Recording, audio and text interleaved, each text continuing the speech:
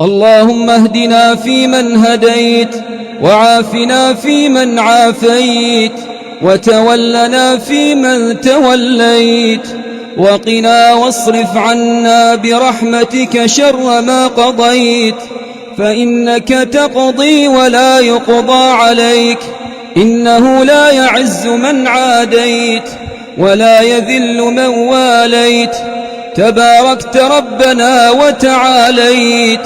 نستغفرك اللهم من جميع الذنوب والخطايا ونتوب إليك، لا ملجأ إلا إليك.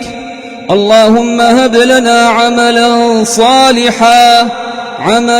صالحا يقربنا إليك. اللهم يا واصل المنقطعين أوصلنا إليك. اللهم اقسم لنا من خشيتك ما تحول به بيننا وبين معصيتك، ومن طاعتك ما تبلغنا به جنتك، ومن اليقين ما تهون به علينا مصائب الدنيا. ومتعنا اللهم بأسماعنا وأبصارنا وقواتنا أبدا ما أبقيتنا، واجعله الوارث منا، واجعل ثأرنا على من ظلمنا، ولا تسلط علينا من لا يخافك فينا ولا يرحمنا. اللهم إنا نسألك الأمان من زوال الإيمان، والعفو عما مضى منا وكان.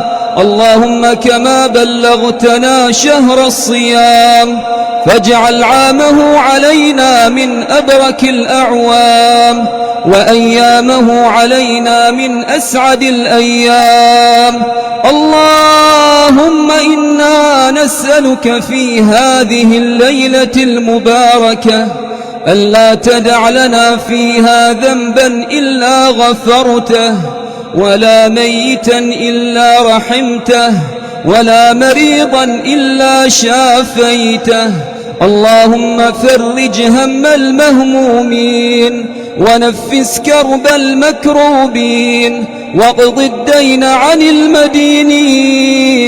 اللهم إنا نسألك الهدى والتقى والعفاف والغنى.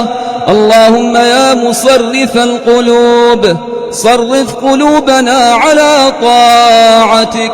اللهم إنا نسألك يا الله أن تعتق رقابنا من النار. اللهم اعتق رقابنا ورقاب آبائنا وأمهاتنا والمسلمين جميعا من النار.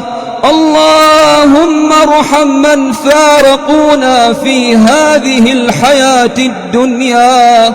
اللهم جازهم بالإحسان إحسانا، وبالسيئات عفوا وغفرانا، وارحمنا إذا صرنا إلى ما صاروا إليه.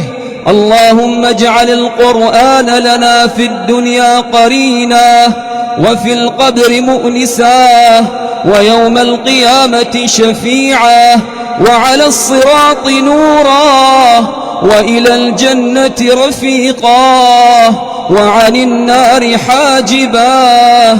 اللهم ذكرنا منه ما نسينا، وعلمنا منه ما جهلناه، وارزقنا تلاوته آناء الليل وأطراف النهار برحمتك يا أرحم الراحمين. ربنا آتنا في الدنيا حسنة وفي الآخرة حسنة وقنا عذاب النار. وصل اللهم على نبينا محمد وعلى آله وأصحابه والتابعين.